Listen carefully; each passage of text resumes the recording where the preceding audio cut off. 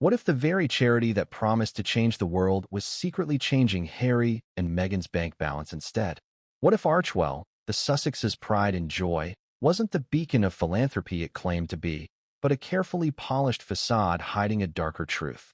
That's the shocking question at the heart of this story. And it's not coming from anonymous whispers or from the tabloids the Sussexes love to dismiss. It's coming from the very woman who kept the lights on inside Archewell, Leanne Cashin, their own head of operations, the one person who was supposed to protect the foundation, to ensure the charity's integrity, to make sure the donations went exactly where donors expected. Before we continue, please hit the like button, subscribe to the channel, and turn on the notification bell for updates. And yet, when she walked away, she carried with her a vault of secrets. Secrets that, if true, threaten to destroy what little credibility Harry and Meghan have left. Why does this matter now? Because we've reached a breaking point. Archewell isn't just a side project anymore. For Harry and Meghan, it is their last lifeline. Their reputation with Hollywood? Crumbling. Their deals with Netflix and Spotify? Either gone or on the chopping block. Their strained relationship with the royal family? Practically shattered beyond repair. Archewell is the one thing they still parade as proof of their relevance. But what if even that is rotten at the core? Imagine donating your hard-earned money to what you believed was a charitable cause, helping communities in need, funding youth programs, supporting mental health initiatives, only to discover it might have been rerouted into private jets, security details, and Meghan Markle's ever-expanding designer wardrobe. How would you feel? Betrayed? Angry? Lied to? That's exactly how many supporters are beginning to feel as whispers turn into reports, and reports turn into testimonies. And at the center of it all, Leanne Cashin, a professional with years of experience, someone who knew how operations were supposed to run, someone who could spot red flags buried in stacks of paperwork, someone who wasn't afraid to ask questions until she realized the answers were more dangerous than the questions themselves. This isn't just another staff resignation. This isn't someone quitting quietly and fading into the background. This is the departure of the one woman who saw everything. The one who knows where the money went, who signed off on expenses, who had the receipts, literally. So why are staff quitting in droves? Why does Archewell have a turnover rate that rivals the fastest revolving doors in Hollywood? The official line is simple: burnout, high pressure, the demands of working for high-profile figures. But the whispers tell a different story. Mistreatment, impossible expectations, Meghan's alleged obsession with perfection that turned into micromanagement. Harry's erratic involvement, sometimes detached, sometimes demanding, and, most damningly, finances that didn't add up. Do you see the picture beginning to form? Archewell wasn't just a charity. It was an empire built on a fragile illusion, one that demanded loyalty, demanded silence, and demanded obedience. But loyalty cracks when people feel exploited. Silence breaks when people feel lied to. And obedience collapses when reality becomes unbearable. Let's talk about timing. Why is this story coming out now? Because Meghan and Harry are on the defensive like never before. Public opinion has shifted. Where once they were seen as underdogs, victims of the monarchy, now they're painted as opportunists, accused of cashing in on victimhood while living in a California mansion with celebrity friends. Archewell is the one shield they've used against criticism. Look at our charity. Look at the good we're doing. But what happens if that shield cracks? What happens if donors start demanding accountability?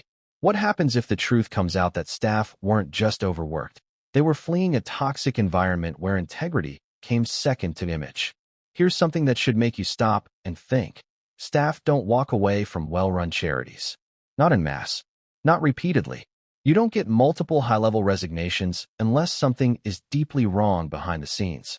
And in Archewell's short lifespan, it's seen turnover rates that would terrify any serious nonprofit. Why? Why would bright, passionate, skilled professionals abandon a foundation that was supposed to be groundbreaking? Because, as Leanne Cashin herself revealed in conversations after her resignation, the dream didn't match the reality. The glossy PR campaigns, the staged photo ops, the carefully scripted press releases, behind them was chaos, confusion, demands that had nothing to do with charity work and everything to do with personal branding. And, most explosively, money that wasn't being spent where it was supposed to go. Now, think about the implications. If Archewell's donations were indeed used for luxuries rather than causes, that's not just a bad look. It's a potential scandal of historic proportions. It's one thing to criticize Harry and Meghan for chasing fame. It's another to accuse them of exploiting charitable donations. That crosses into betrayal, not just of donors, but of the very people the foundation promised to help.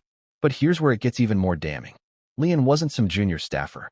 She wasn't someone who could be brushed off as inexperienced or bitter. She was head of operations. She knew the flow of money. She had to approve processes. She understood accountability. If she's suggesting that funds were mismanaged, or worse, misused, then the Sussexes aren't just dealing with rumors. They're facing insider testimony. Picture this: late-night emails demanding changes to expense reports. Meetings where uncomfortable questions were waved away. Requests for staff to prioritize Meghan's pet projects, even when the financials didn't justify it. Alleged purchases dressed up as charitable initiatives, but really serving private indulgences. It sounds unbelievable, doesn't it? And yet, how many times have we seen empires like this crumble under the weight of their own hypocrisy? And if you think this is just about money, think again.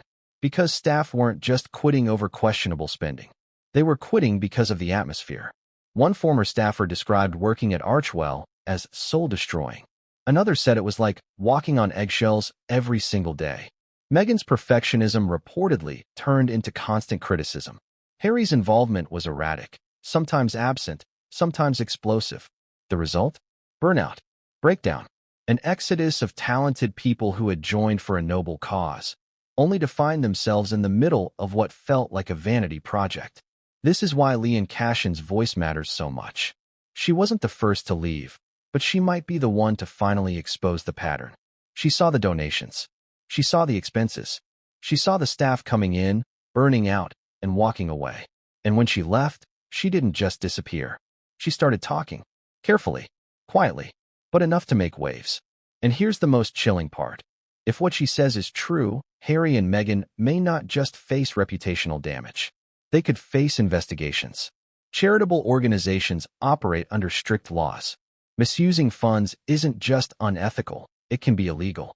And if Archewell's finances don't add up, authorities could come knocking. Imagine the headlines: Duke and Duchess under scrutiny for charity misuse. That's not just scandal, that's devastation. So, why are we diving deep into this now? Because the world deserves answers. Donors deserve answers. Staff deserve answers. And most of all, the people who were supposed to benefit from Archewell's promises deserve answers. If a foundation built on compassion and healing turns out to have been built on exploitation and indulgence, that's not just hypocrisy, it's betrayal of the highest order. And this is just the beginning. Because the more you peel back the layers of Archewell, the more disturbing the picture becomes. From Meghan's alleged impossible demands, to Harry's questionable involvement, to the luxury purchases hidden in plain sight, to the mass exodus of staff, every detail paints a story more shocking than the last. But what if I told you the most explosive revelation wasn't about money or staff, or even Meghan's perfectionism? What if I told you that when Leanne Cashin finally walked away, she carried with her something the Sussexes never wanted the world to see? Something that could destroy the illusion of Archewell once and for all. That's where we're headed. And trust me, you're not ready for what comes next. What if the smiling photographs, the glossy press releases, and the heart-tugging mission statements were just the surface? What if the true story of Archewell wasn't about charity at all, but about control, manipulation, and the relentless pursuit of image? And at the center of this web was a woman who saw everything. Leanne Cashin, head of operations at Archewell. The title alone carried weight. She wasn't just another assistant or temporary staff member. She wasn't someone answering phones or handling minor errands. She was in the room where the decisions were made. She was the one tasked with ensuring the engine of Archewell ran smoothly. In other words, if you wanted to know the truth about Archewell, you had to go through her. But why did someone like Leanne matter so much? Because unlike Meghan, who dazzled on camera, and Harry, who leaned on his royal title, Leanne operated behind the scenes. She didn't need the spotlight. She needed the receipts. Her role gave her access to budgets, contracts, staffing decisions, and strategy sessions. In the world of nonprofits, The head of operations is the person who quietly ensures every promise made to donors lines up with the money that actually gets spent. And therein lies the danger. Imagine being the gatekeeper, the one who can trace every dollar from donor to destination, the one who can see whether money meant for school supplies ended up funding something else entirely, the one who notices when expenses keep rising in one category while mysteriously shrinking in another. That was Leanne. And when she started connecting dots, the picture that emerged wasn't pretty. But let's not get ahead of ourselves. Before we dive into what she uncovered, let's understand who she was. Leanne wasn't a random recruit. She had a track record in operations and organizational management. She was known among peers for being meticulous, professional, and, perhaps most dangerous to Meghan and Harry, unflinchingly honest. Archewell, desperate to maintain a glossy reputation, should have seen the risk in hiring someone like her. Because people like Leanne don't bend easily. Think about the timing of her hire. Archewell was still trying to prove itself. Harry and Meghan had sold themselves as modern philanthropists, ready to shake off the dust of the monarchy and show the world what compassion in action looked like. Donors and partners expected results. A foundation that promised transparency needed someone credible. That's where Leanne came in. She brought legitimacy. Her presence told the world, "We're serious. We've hired professionals. Archewell is in good hands." But how long could that illusion last? The early days seemed promising. Big announcements, partnerships with organizations that had real track records, press coverage that painted Archewell as bold, fresh, and relevant. And yet, behind the curtains, the cracks were already forming. Staff whispered about late-night demands from Meghan, shifting priorities, and constant pressure to deliver miracles on impossible timelines.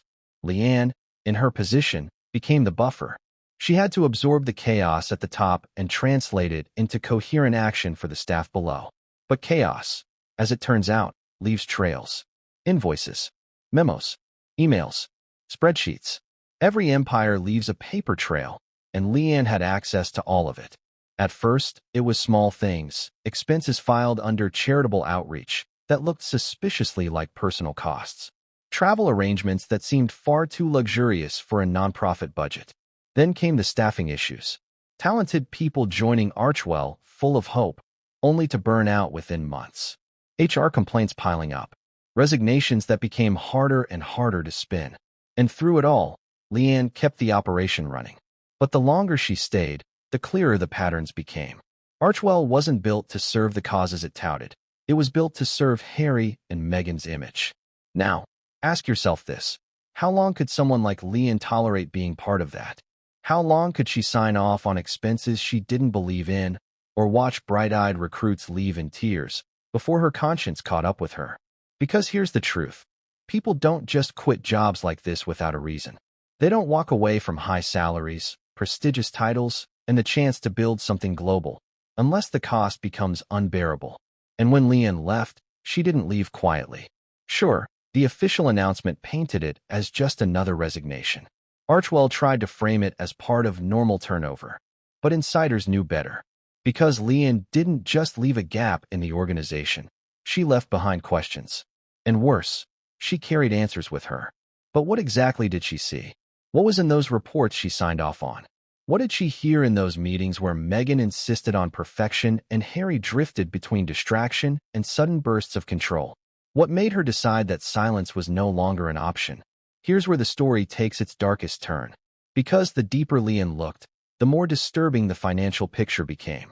And while most staff might have dismissed it as just the way things work, Leanne wasn't built to turn a blind eye. She understood accountability. She understood integrity. And she knew that eventually, the truth has a way of clawing its way to the surface. But remember this. Archewell's empire is built on appearances. Meghan and Harry thrive on perception. The smiling couple in California, sipping coffee in their Montecito mansion, telling the world they've reinvented philanthropy. If Leanne's revelations are true, that entire illusion could shatter in an instant. And so, the woman who was supposed to ensure Archewell's survival became the woman who could bring it down. Do you see the irony? The Sussexes wanted credibility, so they hired someone who demanded accountability. But accountability, when faced with questionable practices, becomes dangerous. Leanne wasn't just a staff member anymore. She was a liability. But the real question is, what did she find that made Archewell's glossy surface crumble in her eyes? Because one day, buried in a stack of routine paperwork, she stumbled across something that would make her question everything she thought she knew about Harry and Meghan's charity. And that discovery wasn't just unsettling. It was explosive. What if every time you donated to Archewell, thinking you were helping families, children, or communities in crisis, the money didn't end up there at all? What if those funds, your funds, were quietly redirected to support a lifestyle dripping with luxury, instead of the noble causes plastered across Archewell's glossy website? That's the disturbing question at the core of Chapter 2. And it all begins with what insiders now call the donor illusion. On the surface, Archewell's campaigns were irresistible. Emotional messaging, carefully crafted stories. Meghan and Harry photographed hugging children, comforting victims, speaking earnestly about compassion and change. Their words dripped with sincerity. We're building a better world. We're helping those in need. We're healing communities. Who wouldn't want to be part of that? Who wouldn't feel proud to click donate and join this royal revolution of kindness? But when Leanne Cashin sifted through the accounts, the story didn't match the fairy tale. Here's what she discovered. Money came in, yes. Plenty of it. Big donors. Small donors. Partnerships with companies looking for a PR boost. The foundation wasn't starving for funds. But once the donations hit Archewell's accounts, their journey grew murky. A portion made its way to legitimate projects, sure, but then there were payments filed under vague categories. Administrative support, outreach, communications, terms that looked professional enough on paper, but in reality, they were catch-all labels that could hide almost anything. And hiding, it seemed, was exactly what was happening. Invoices told one story. Thousands spent on high-end consultants who somehow always happened to be linked to Hollywood PR firms.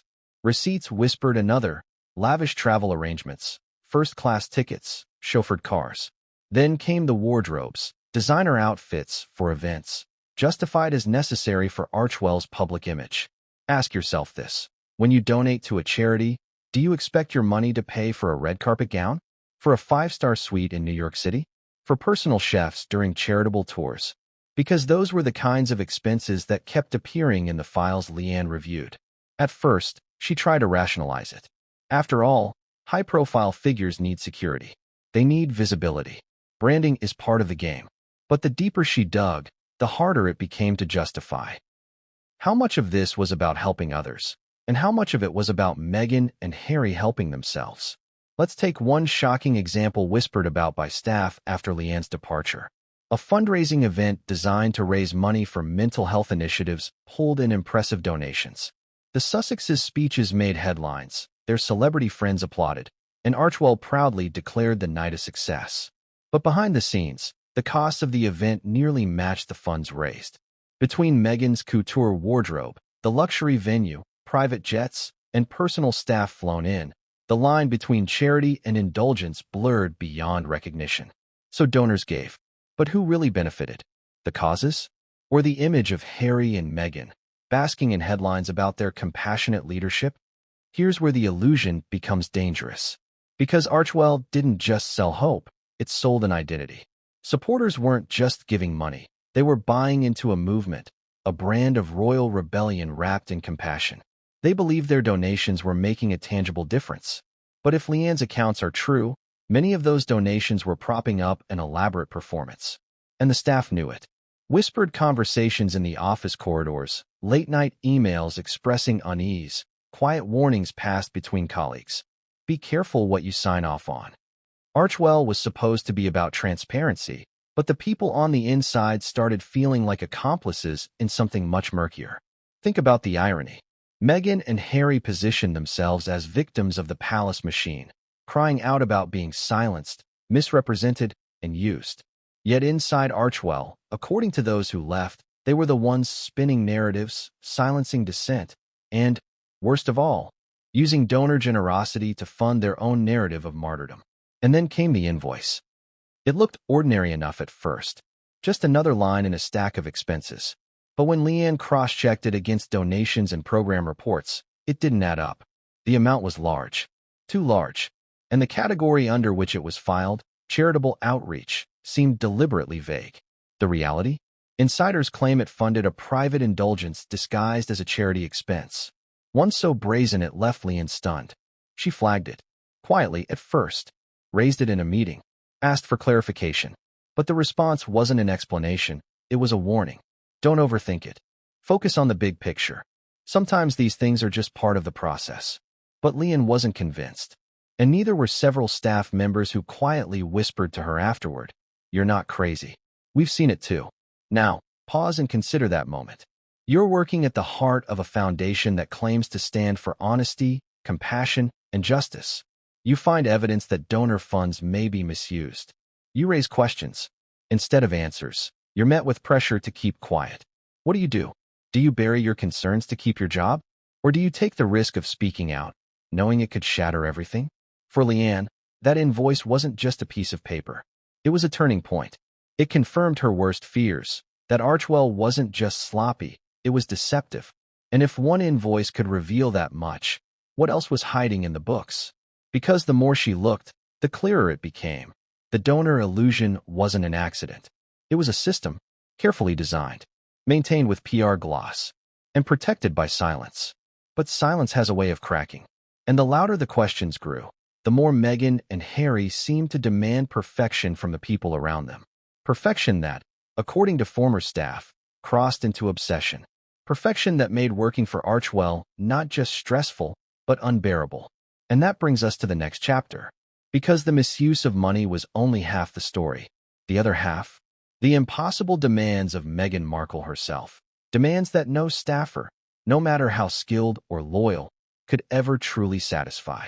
And once you see what Leanne revealed about those demands, you'll understand why Archewell didn't just bleed money. It bled people.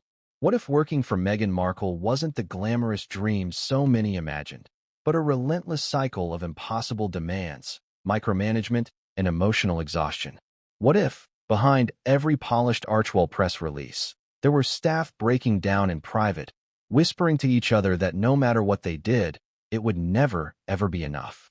That's the chilling reality former staffers describe. And Leanne Cashin, as head of operations, didn't just hear these whispers, she lived them. From the outside, Meghan radiates control. Every public appearance is carefully choreographed. Every word in interviews is delivered with practiced precision. Every photo seems curated to perfection.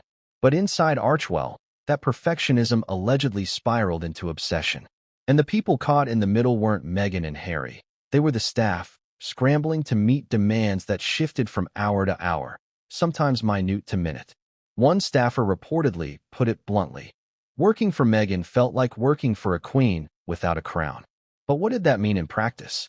It meant that nothing was ever good enough. Emails sent at midnight demanding revisions by dawn. Staff being asked to prepare multiple versions of the same document because Meghan wanted every possible angle explored, even if 90% of the work would be trashed. Minor errors, even typos, weren't treated as simple mistakes, but as personal failures. And the emotional tone? Brutal. According to insiders, Meghan's micromanagement didn't just push for excellence, it crushed morale. One person recalled how Meghan would call staff into meetings, smiling at first, only to dismantle their work point by point, leaving them humiliated and questioning their competence. It wasn't feedback, one source said. It was demolition. Now imagine being Leanne, tasked with overseeing all of this. She had to manage not just Meghan's expectations, but also the emotional wreckage left behind. HR complaints, staff venting about burnout, resignations piling up. Archewell was supposed to be about healing the world, but inside the walls of its offices, people were breaking. And here's where it gets darker. Meghan's demands weren't just about operations. They seeped into every corner of staff life. From how emails were formatted, to the tone of voice in public statements, to the arrangement of meeting agendas. Everything had to reflect Meghan's vision. Staff were told to anticipate her needs before she even voiced them. One insider compared it to serving royalty without the palace etiquette to soften the blows. Harry's role in all of this was strange. Sometimes detached, leaving Meghan to run the show. Other times suddenly stepping in, demanding changes at the last minute, derailing weeks of work. Staff never knew what version of Harry they were going to get, the easygoing ex-royal or the tense, defensive partner standing firmly behind Meghan's orders. The unpredictability only added to the stress. But let's bring this back to you, the audience. Imagine you were one of these staffers. You joined Archewell full of hope, thinking you'd be helping vulnerable communities, funding programs that made a real difference. Instead, you find yourself redoing press drafts at 2 a.m., being scolded for font choices, and watching projects collapse because Meghan changed her mind yet again. How long would you last? A month? 6? This revolving door of staff became Archewell's signature problem. People didn't just leave quietly, they fled. One described the environment as soul-destroying. Another said, it wasn't a job. It was survival. These weren't bitter nobodies. These were qualified, passionate professionals. People who believed in the mission, only to be ground down by the reality. And through it all, Meghan reportedly insisted she was the victim. To her, criticism wasn't about her behavior. It was about people not understanding her standards. She demanded the impossible, and when staff couldn't deliver, the blame never landed on her. It always landed on them. Do you see the contradiction here? Meghan and Harry built Archewell on the promise of compassion, kindness, and healing. Yet insiders say the culture inside was the opposite: harsh, unforgiving, and unsustainable. Leanne, in her role, saw this every day. She became the middlewoman between Meghan's demands and the staff's growing disillusionment. She tried to shield her team, but there's only so much one person can do when the demands keep multiplying. And over time, she too began to feel the weight. The endless revisions, the shifting goals, the sense that Archewell wasn't really about charity at all, but about Meghan's image, and everyone else was expendable in service of that. But here's the real bombshell. Meghan's impossible demands didn't just drive staff out. They drove money out, too. Every time she changed her mind on a project, it meant wasted resources. Every time she insisted on perfection, it meant more consultants, more PR firms, more costs piled on top of costs. And as the invoices mounted, Leanne realized something alarming. Donors weren't funding charity work.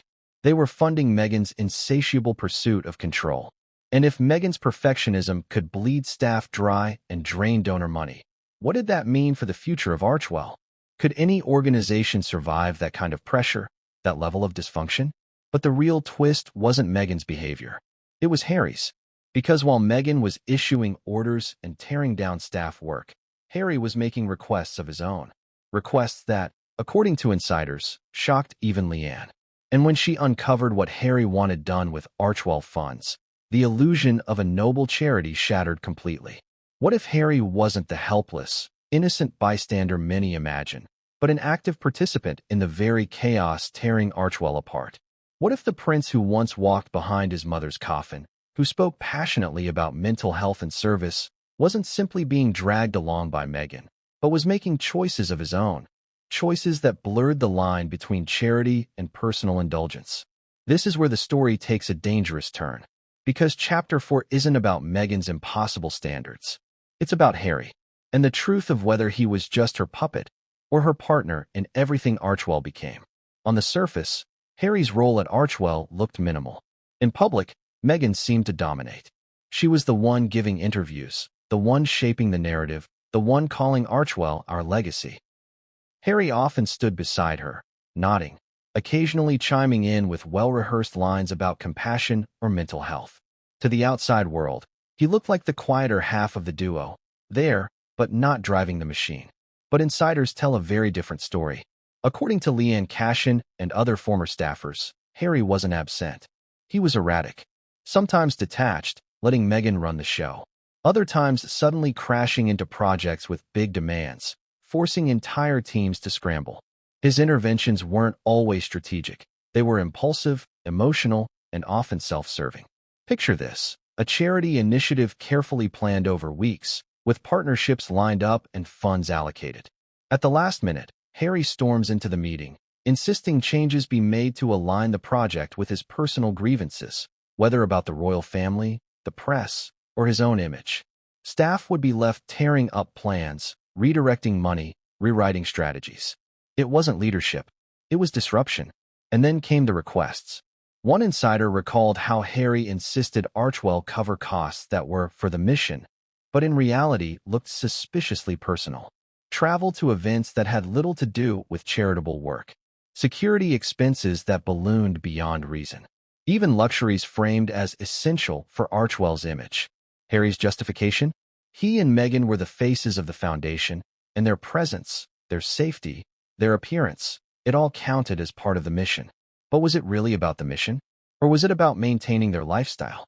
This is where Leanne found herself in the most precarious position of all. Meghan's demands were relentless, yes. But Harry's involvement carried a different kind of weight. He was still a prince. His name still commanded attention. And when he insisted something be approved, how could anyone say no? The contradiction was painful to watch. Publicly, Harry spoke about wanting freedom from the constraints of royalty, about building a new life of purpose.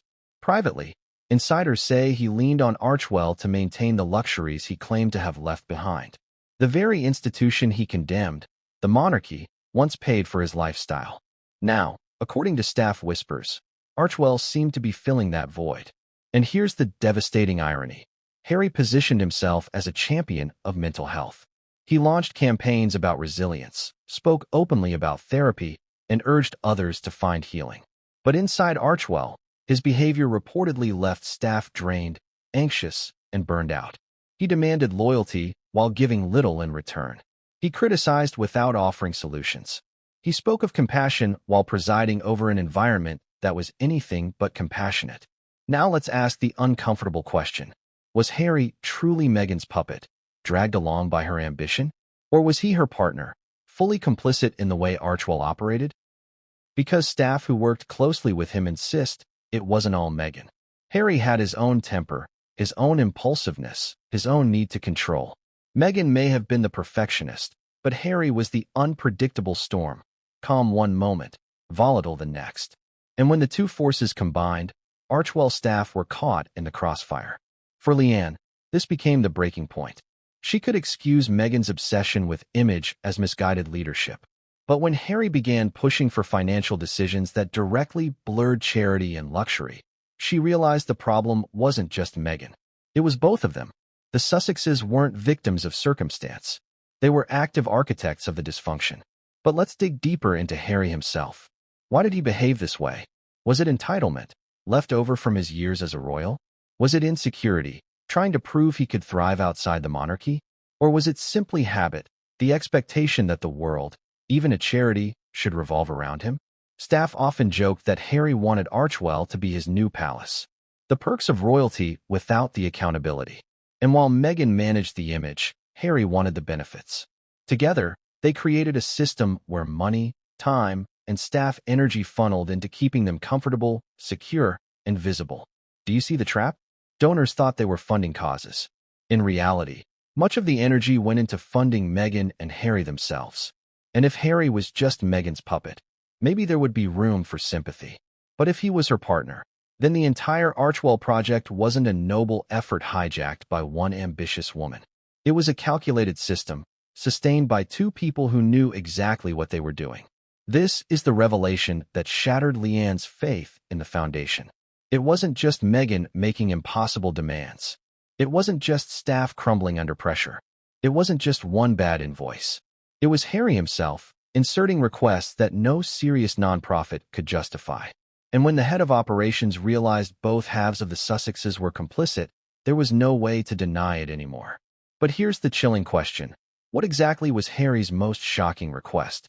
What did he want done with Archewell's funds that made even loyal staffers blanch? Because according to insiders, it wasn't just about flights or wardrobes.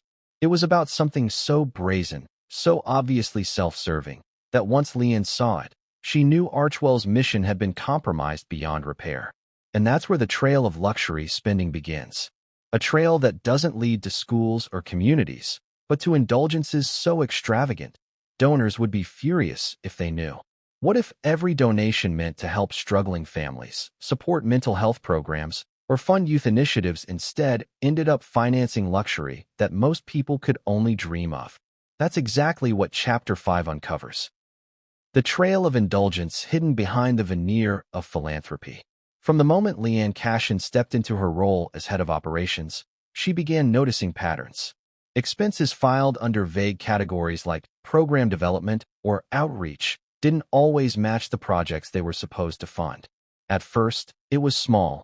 Hotel stays a little more expensive than anticipated, a consultant flown in on short notice. But over time, these anomalies grew larger, bolder, and harder to justify. Take, for instance, travel arrangements. Archewell staff reportedly spent weeks organizing events and trips, only to see last-minute changes ordered by Meghan or Harry, resulting in first-class flights, luxury hotels, and private transport. One former employee described a single weekend event that cost tens of thousands more than budgeted simply because Meghan requested a specific hotel with aesthetic appeal for press photos. And then there were the wardrobes. Meghan Markle's fashion choices were legendary, but insiders claim some purchases were charged to Archewell under the guise of professional image or event necessity.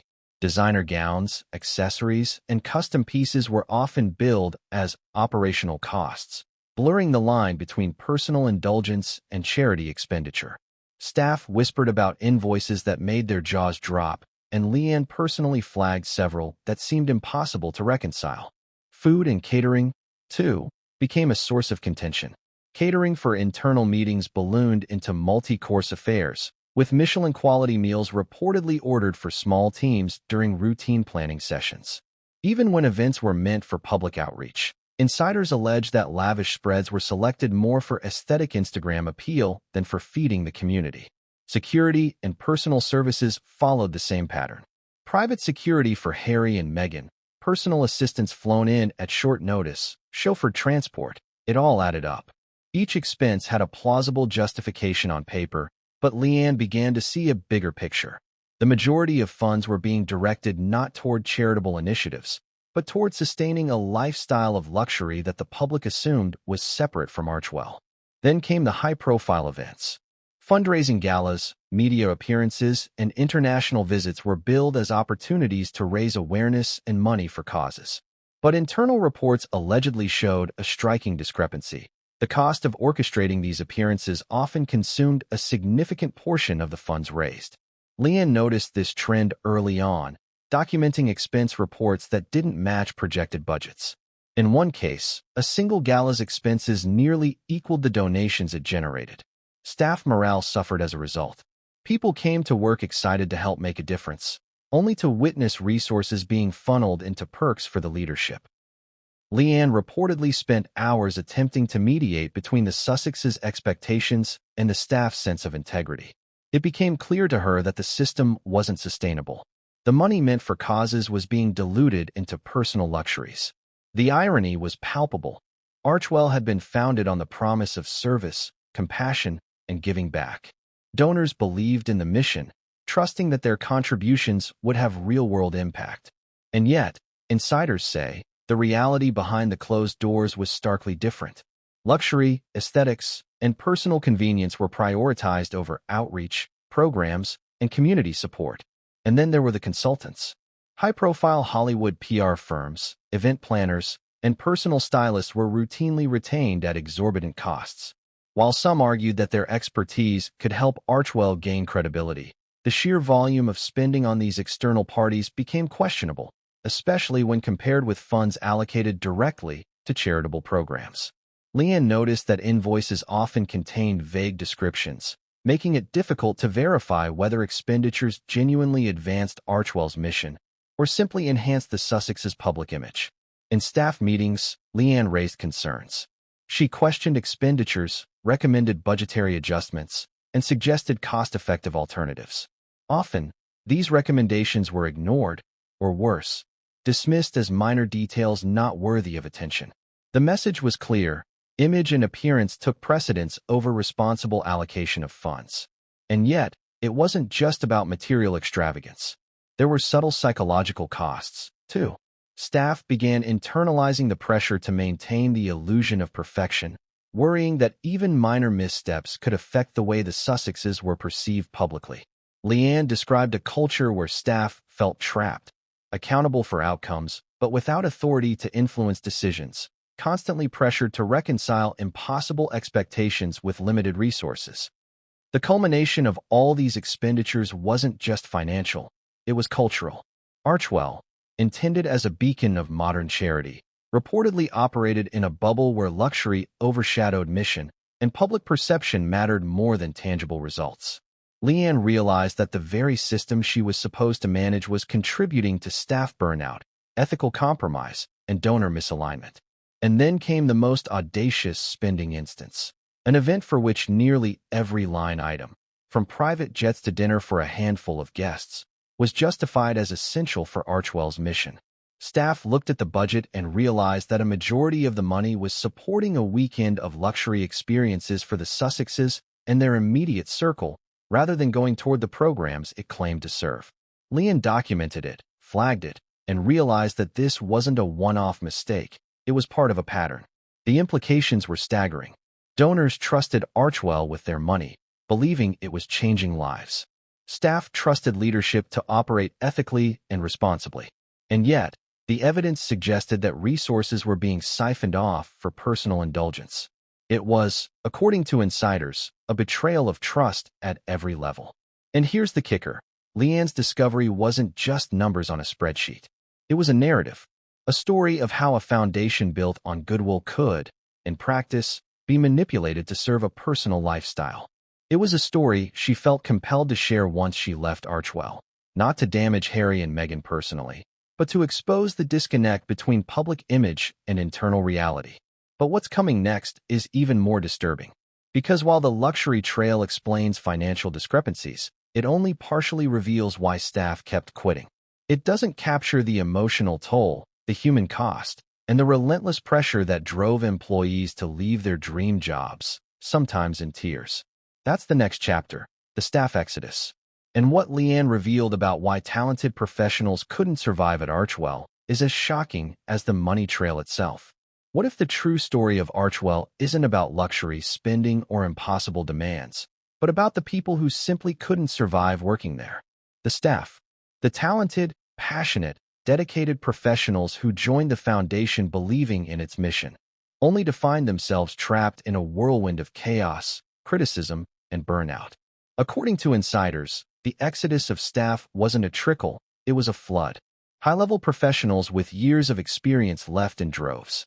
Some resigned quietly, others walked out mid-project, and many spoke of exhaustion, frustration, and emotional strain that went far beyond typical workplace stress. Leanne Cashin, as head of operations, witnessed this firsthand.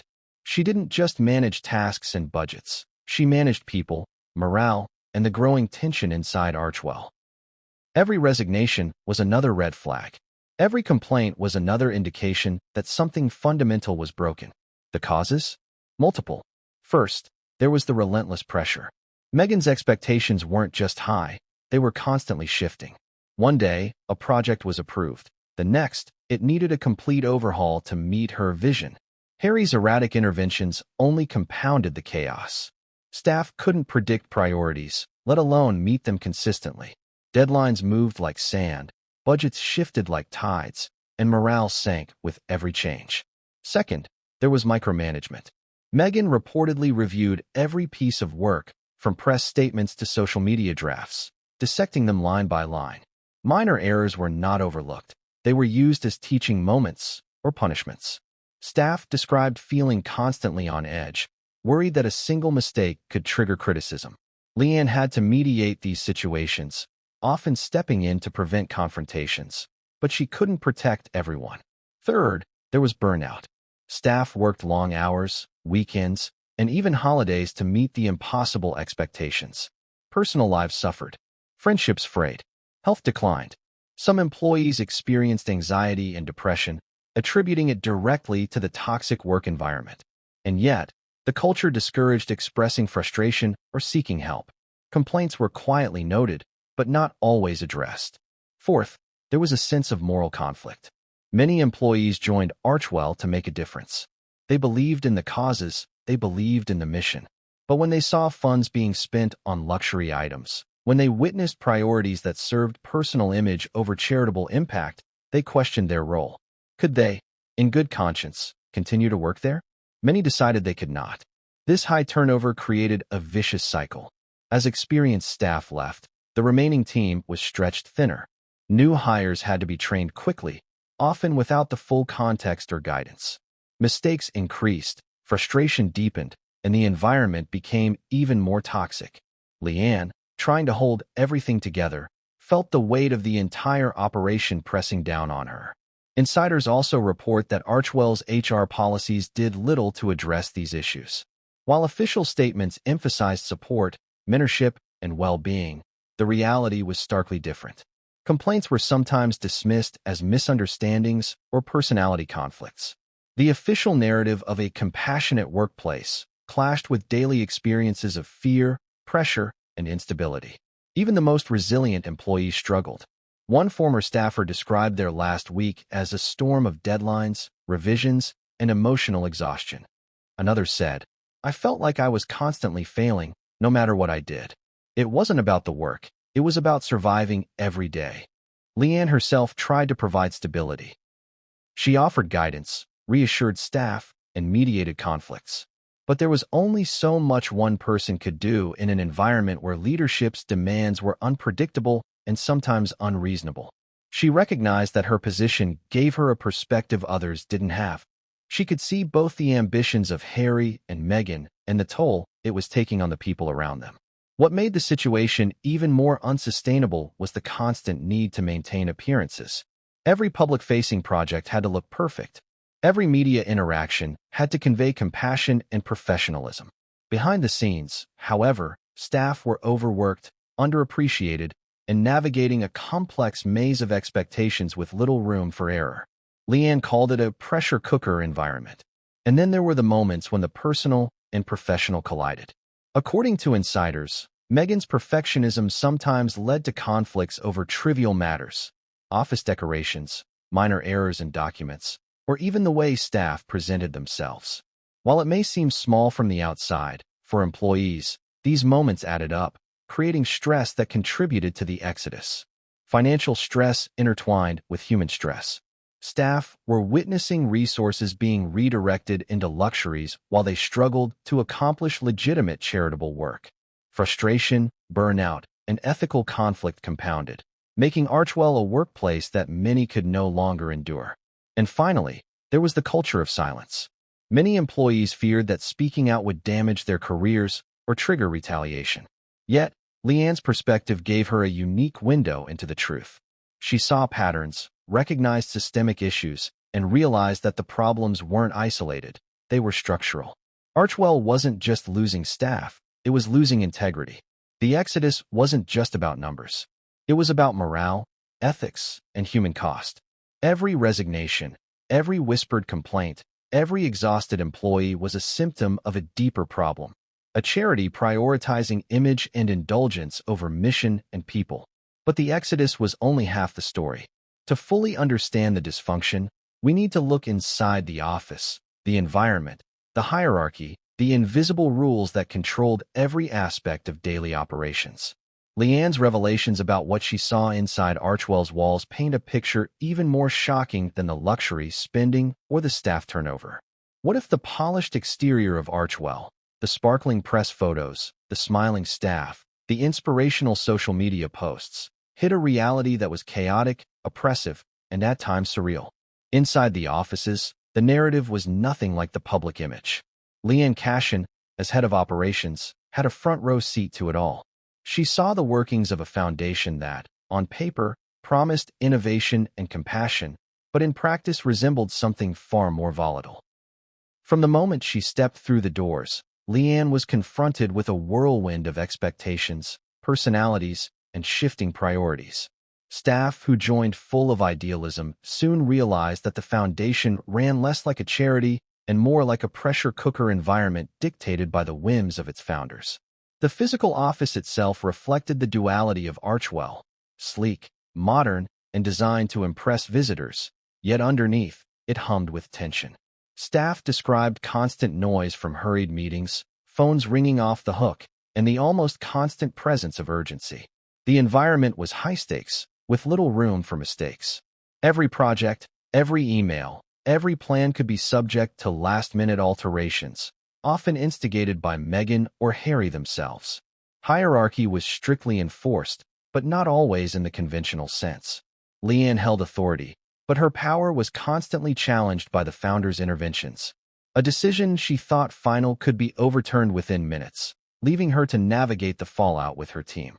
Staff quickly learned that success was measured not by outcomes or impact, but by how well they could anticipate Meghan and Harry's desires. The culture inside Archewell, according to insiders, was rife with contradictions. Employees were expected to innovate and lead initiatives, yet they were micromanaged at every turn. Creativity was encouraged, but only if it aligned perfectly with Meghan's vision. Feedback was offered, but often as criticism, not guidance. The result was a perpetual cycle of anxiety and overwork. Meetings became legendary for their intensity. Staff recounted instances where minor oversights sparked extended sessions of questioning and justification. The tone could shift in seconds, from collaborative discussion to pointed critique, leaving employees walking on eggshells. Leanne's role often required mediating these interactions, attempting to maintain morale while also satisfying the founder's demands. There was also a strange blend of personal and professional boundaries. Meghan reportedly involved herself in minute details, from the design of office spaces to the arrangement of supplies, framing these preferences as essential to Archewell's brand. Harry, intermittently involved, sometimes injected his own requirements, leaving staff scrambling to reconcile conflicting directives. Leanne observed how this dynamic created confusion and stress, magnifying the challenges for her team. Internal communication, too, was a source of strain. Emails, memos, and task lists were dense, detailed, and often contradictory. Staff would spend hours clarifying priorities, only to have them altered at the last minute. Leanne described the experience as a constant negotiation between intention and execution, where staff energy was siphoned by unpredictability rather than directed toward meaningful work. Beyond the day-to-day stress, there were moments that revealed the true nature of Archewell's internal culture. Reports of staff being publicly corrected during meetings, casual threats of reassignments, and subtle pressures to conform created an atmosphere of fear. At the same time, any misstep in representing the foundation externally could be interpreted as a failure of loyalty. Employees were caught in a paradox: work perfectly and be micromanaged, make a mistake and face intense scrutiny. Perhaps most damaging was the impact on morale. Talented staff who had joined with enthusiasm found themselves questioning their own competence. High turnover exacerbated the problem, as remaining employees were stretched thin, left to take on additional responsibilities without the support they needed. Leanne frequently had to step in, attempting to shield staff from the worst of the chaos while still managing her own workload. Even the leadership structure was fluid, adding to the instability. Meghan's directives often superseded organizational hierarchy, while Harry's sudden interventions could reverse decisions in an instant. Leanne realized that traditional chains of command held little meaning in this environment. Influence was dictated by proximity to the founders and the ability to anticipate their evolving priorities. Staff resilience was continually tested. One former employee described working 16-hour days only to be told their work was inadequate or misaligned with the founder's vision. Another recalled being reprimanded for presenting a plan that had previously been approved, simply because Meghan or Harry had changed their minds. The psychological toll was immense. Amidst this turmoil, Leanne tried to maintain order. She documented processes, clarified priorities, and attempted to mediate conflicts. Yet, even her efforts were constrained by the unpredictable nature of the leadership. She began to see patterns emerge. The chaos wasn't accidental, it was systematic. Archewell's structure seemed intentionally designed to prioritize the founder's control, image, and personal objectives over operational efficiency or staff well-being. Financial oversight, too, became entangled in the office dynamics. Staff responsible for budgets often had to justify expenditures repeatedly, even when approved.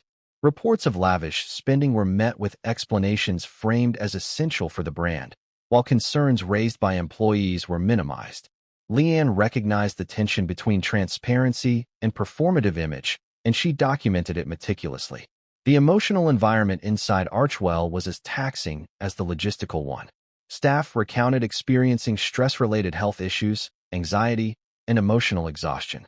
Team cohesion suffered, as employees navigated not just work tasks, but the psychological minefield of leadership expectations. Leanne's role as head of operations became both managerial and protective, trying to maintain a functioning team in a space that continually tested human limits. And yet, despite the chaos, some employees remained loyal, drawn by the mission, the vision, or simply by the hope that things could improve. Leanne herself continued working, balancing her commitment to staff with her responsibility to the founders, and increasingly aware that the foundation's public image masked a deeply unstable internal reality. But then came the moment that crystallized everything for Leanne, a discovery that revealed not just mismanagement, but systemic dysfunction, linking the internal chaos to financial irregularities and staff burnout. This was the point where the office dynamics, the luxury spending, and the impossible demands intersected. And it was the point that made Leanne's eventual resignation inevitable. What she found inside the offices wasn't merely operational disorder. It was a blueprint for unsustainability, a pattern where control, image, and indulgence consistently took precedence over mission, ethics, and staff well-being. Leanne realized that if this environment continued unchecked, Archewell could not only fail, it could implode, taking reputations, finances, and careers with it. And this realization set the stage for the next shocking chapter: how Netflix, partnerships, and external funding became entangled with the internal dysfunction, creating a web of influence and financial opacity that even Leanne could scarcely navigate. What if the very deals meant to bolster Archewell's mission instead became tools that fueled its dysfunction? That's the story of Archewell's connection with Netflix, a partnership that promised visibility, revenue, and impact, but allegedly brought with it entanglement, blurred lines, and even more pressure on staff already stretched to their limits. When Archewell announced its collaboration with Netflix, the public narrative was irresistible: a foundation and a streaming giant joining forces to tell stories that mattered. Documentaries, special projects, and media campaigns promised to highlight social issues, celebrate marginalized voices, and fund innovative initiatives. It sounded like a perfect alignment: charitable purpose meets entertainment power. But insiders, including Leanne Cashin, quickly realized the partnership was more complex and more precarious than the public imagined. At first, Netflix funding provided resources Archewell had never had before. Budgets expanded. Events became grander. Programs received visibility that was unprecedented for such a young foundation. But with these opportunities came new constraints. Every expenditure, every initiative, every message suddenly had to align not only with the mission, but with a corporate partner's expectations, and with the public image of the Sussexes themselves. The challenge was subtle but relentless. Leanne noted that while Netflix funding offered freedom on paper, it also came with strings attached. Every project had to be justified not just internally, but externally. Reports had to satisfy donor expectations, corporate oversight, and media scrutiny simultaneously. Misalignment could risk public criticism or even jeopardize funding. And then there were the overlaps. According to insiders, the line between Archewell's charitable work and content production was often blurred. Programs meant to serve communities sometimes became backdrops for documentaries or publicity campaigns. Staff were forced to prioritize storytelling for cameras over delivering services directly to those in need. The result? Mission drift, a subtle, insidious shift where the foundation's purpose became intertwined with the personal branding of Harry and Meghan. Financial transparency became a critical issue. Leanne reportedly spent hours reconciling Netflix payments with internal budgets. Certain costs were categorized ambiguously, sometimes as operational expenses, sometimes as programmatic expenditures. While some of these allocations were legitimate, others raised questions. Staff whispered about resources being used for travel, wardrobe, and other elements that primarily served the Sussexes' public persona. Leanne's growing unease stemmed from the realization that external funding, while generous, was being siphoned indirectly to maintain luxury and image, rather than directly advancing charitable causes. The pressure on staff intensified. Imagine being responsible for delivering a program that must simultaneously satisfy donors, impress Netflix executives, and align perfectly with Meghan and Harry's expectations. Deadlines became tighter, revisions more frequent, and decisions increasingly dictated by optics rather than outcomes. Burnout, already prevalent, worsened. Staff morale plummeted. Employees described a sense of constant scrutiny, both internally and externally, where any perceived failure could have far-reaching consequences. Then there were the creative conflicts. Netflix, naturally, sought compelling narratives that would resonate with audiences. Meghan and Harry had their own vision of storytelling.